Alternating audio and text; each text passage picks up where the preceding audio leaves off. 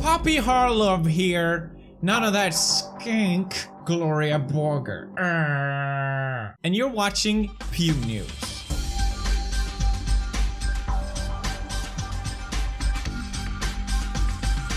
Good evening, I'm Poppy Harlove. And you're watching Pew News, the most reputable news source in the planet. Remember Tanacon? Remember her? He f***ed me with a toothbrush! He f***ed me with a toothbrush. No? You don't remember that? Say Nick. You know you're stupid, right?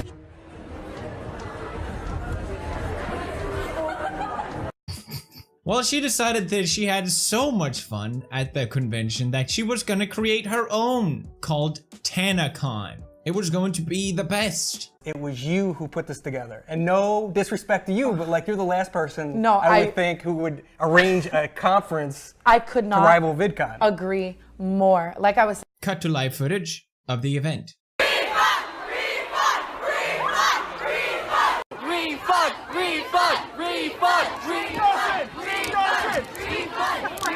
I wasted $150 on Tanacon. It's one hallway, one big concert room, and no activities. No creators are walking around like promised. We stood outside for 4 hours just to be treated like animals. anything wrong or bad or whatever, if there's bad security, it's me, you. it's on my fucking face, Yeah, you know? your name is the conference. Literally, so I mean, I have been putting my heart and soul into making it as perfect as you can. And no boy, it was perfect.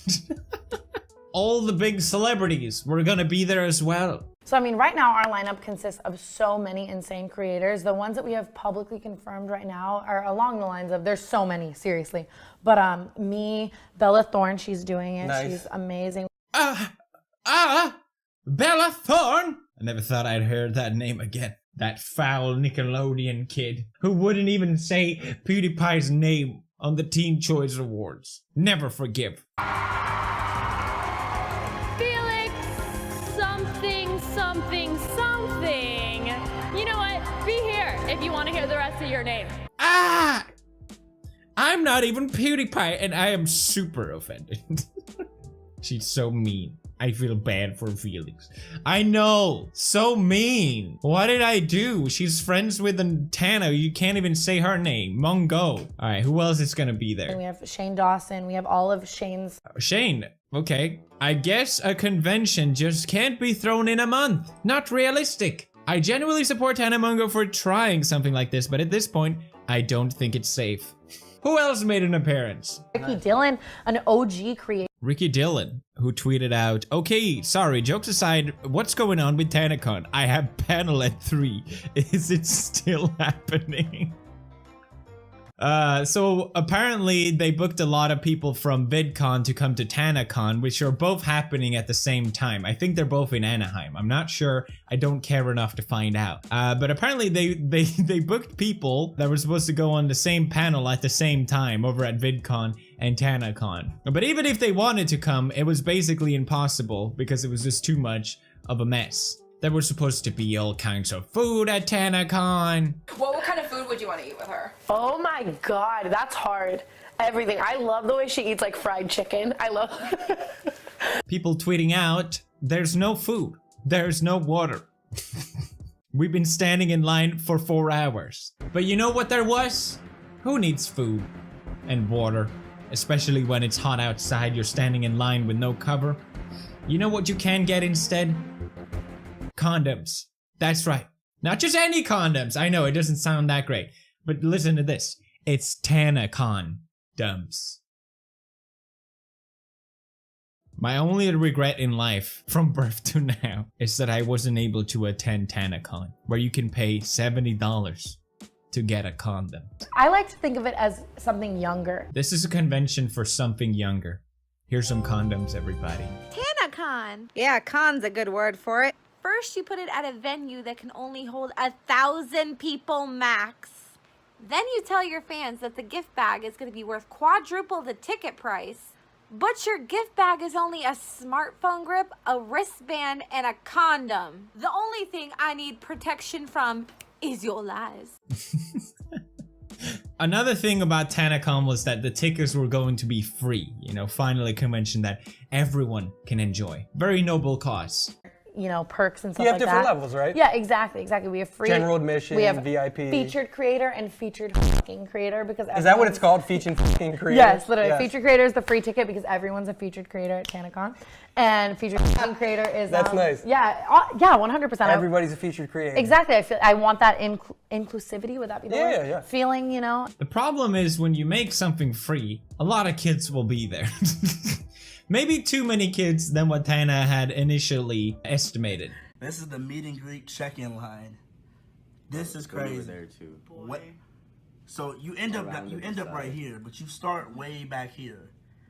I am lost for words. Tanacon just went crazy. Jesus Christ. So the event was too small to hold enough people. People were left queuing outside for 4 hours to get in, despite even having to pay for tickets, because you could pay for the more exclusive tickets, but you still had to stand in the same line as everyone else that just came for free, which then led to the event inevitably shutting down. Are you part of the event? Yes. Do you know what's going on? Yeah, it's been canceled. The whole event's been canceled? For today. Tomorrow, Okay. It's back up and running. 2 different venues for more space. Okay, what's the other venue? And it's going to be announced tonight, probably on Twitter. Okay, through Tana's Twitter? Most likely, Okay.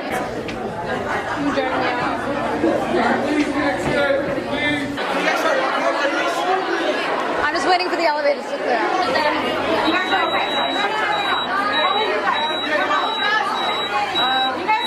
Exit, I love you too. We will figure this out and follow. Thank you. Fuck that. No refunds. People yelling, refund! Give us refund! Refund! Refund! Refund! Refund! This reminds me of that Instagram model island convention or whatever, where you'd pay a large amount of money to meet celebrities. You're sold this idea and then it just got out of hand or it's too poorly managed. This is certainly not the first time a convention has gone to heck. Tumblr had their own convention, the notorious Tumblr convention that had a ball pit. A ball pit? What? There's a ball pit? A ball pit? What? Yep. Safe to say it was a disaster. Now apparently they're gonna do another 2 extra days to make up for it. I don't know how that's gonna make anything better at this point because you've already get the Tana condom. What else could you possibly want? If I got a Tana condom, I would just leave because that's all I want. These greedy kids just want more and more and more. Now, you may be wondering, why did Tana do a convention? Why did she just not go to VidCon? Well, apparently she had a long beef going on with VidCon. She wasn't given a featured creator pass, which is given to the people on VidCon, the creators, to get special access around the convention. They can enter backstage, they get their own meet and greet sort of stuff. And to be fair, I don't know probably who 80% of these people are. I feel if you ever want to feel disconnected from YouTube, just check who's going to VidCon and you can just be like, what? These are the featured creators? What? I don't know who they are. I mean, obviously some I know. It feels like the YouTube rewind videos. It's not what YouTube is, it's what they want it to be. And VidCon is very, you know, they pick who they want to have as a featured creator because they don't want probably more controversial creators like Tana Mungo to attend their event, which leads to her coming to the event and then fans swarming around her, which leads to safety issues and she gets kicked out. And apparently this happened year after year. She got fed up. Why can't I just get a featured creator pass? Because I want to meet my fans. So eventually she just got fed up and she said, okay, I'm gonna make my own Tanacon. So the whole idea behind it, I'm totally all behind. I don't like VidCon. I think it's nightmare. I think it's literally hell on earth and I wouldn't want to go there. And especially the fact that they don't pay anyone to go there. The whole premise of VidCon is that you get to meet YouTubers. That's why people are paying $200 for tickets. None of that goes to the actual thing that drives for the sales of the tickets. And it's kind of like, it's this weird guilt thing where, oh, you're not going to VidCon? Well, then you don't care about meeting your fans.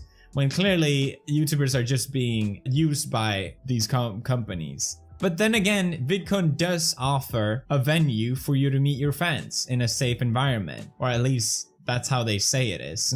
But there's yet to be an influencer really doing like a big American, like in California, like convention with why not? all these big YouTubers. How come no one's done it? I don't know, and I don't know why it's. Let me explain why, because it's really hard to pull up a convention. I think every single convention, their first one, has been a disaster because you need that experience. You need to build it successively. Is that what it's called? Successively.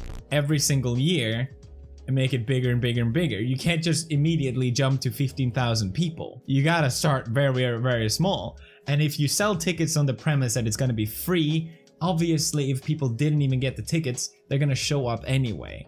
Which is what happened, and it got out of control. So I hope she takes whatever she learned, even though I mean this whole thing, and she does it next year, and maybe name it something less retarded. So long, VidCon, it's been real. This is the reason why I don't want to go to VidCon. People screaming at you, it's just obnoxious. There's no reason why anyone should treat me more than anyone else. I don't want it. I find it annoying. If I can't talk to another person without them getting past the barrier that somehow I'm a big YouTuber, then I don't want to talk to that person. It's just a waste of time. I hate promoting this whole idea that you have to act all, because this is taught behavior. This is not in our DNA that we should somehow react this way for people that we think is celebrities. It's just so idiotic. I hate this whole concept of fame and worship. Why? Why is that a thing? The same reason I don't like getting recognized a lot of times anymore, because people just start screaming and they make a big scene. And I'm just there like, why are you yelling? Just stop. Now I don't want to be here. If people meet up and just talk like a normal person, it's so much more pleasant and it's just fun and it's just cool. And I hate how this whole idea of worship is being promoted through these VidCon events where people just run around like fucking Neanderthals and yelling, ah, because they saw someone famous and they hope to see someone famous on YouTube. It's just so stupid. I hate it. Fuck all your conventions. That was a lot of time on one topic, Felix. Poppy. Yes, it was. Moving on, however, to the next story. The World Health Organization included gaming disorder as the latest version in its disease classification manual. We talked about this before, but now it's finally been made official. World Health Organization, WHO, has announced gaming disorder is a thing. It's a real thing. Now, I'm kind of on the fence on this. I don't really know where I stand, to be honest. I really do see both sides. A lot of people are questioning this move, scientists specifically saying there was lack of good quality scientific evidence about how to properly diagnose video game addiction. Also arguing the point that we're essentially pathologizing a hobby. What's next? Tanning addiction, dance addiction, exercise addiction, but no one is having a conversation about them. And I really do understand this point. Why is gaming specifically being targeted here? It seems like it's just a very popular topic right now, but why is gaming taking the whole beating, essentially? It's an addiction, yeah, but why is gaming disorder a thing? I was heavily addicted, I have no doubt about that. I denied it for many, many years, saying that, oh yeah, I really need it when I travel away, it's so important. Whereas I wasn't sort of really confronting the real issue itself. So, what? The world champion winner of snooker says he was addicted. That's how he got world champion. You could say that anyone that tries to get an Olympic medal, or you're just addicted to training. You're training every single day. You don't even let them have games at all. I have so far managed to resist. How old are they? They are 6 and 8. Yeah. But I really do question how sensible it is to invite something that we know is very addictive. Computer games are very addictive. So with Fortnite getting so popular, especially with young kids, a lot of parents are discussing this right now as well. It's obviously a very popular topic. This woman saying that she doesn't even let her kids play video games at all, and she sort of says it proudly as well. And I'm not a parent. I don't know what it's like to raise kids and make them follow your lead, but I think disallowing kids from doing something that probably everyone in their school is doing is a terrible idea. And I guarantee you these kids are sneaking out to just play with friends and such instead. And I think from personal experience that if you're not allowed to play video games, you're going to overcompensate that at a certain point. Hello everybody, PewDiePie here. I personally wasn't allowed to play video games as much as I wanted to when I grew up. I think if anything, it just took me longer to realize myself that I don't want video games to be the main focus in my life. Because I wasn't allowed to play as much as I wanted, it sort of made it like, it turned into all the focus, even when I wasn't playing. So it really didn't make any difference. But then again, you have people on the complete other end of the spectrum where people are dying from gaming binges. Girls as young as 9 has to go to rehab because they wet themselves to keep playing. Obviously, you can be addicted to anything, and people do get addicted to gaming. Classifying it as a disorder, however, specifically gaming disorder, I don't know if that's necessarily helpful. I think the most effective thing would be to teach kids, okay, work first, play later. At least that's what I would do if I had kids. I know I asked this question last episode, but I think teaching kids that attitude at a young age, okay, fine, you can play video games, you can do whatever you want as long as you do your work first, right? Makes sense, right? I don't know. I'm talking like as if I know everything about parenting. Clearly I don't. What do you think? Leave a comment down below and let me know. That was oddly sexual. The final news is just a random meme.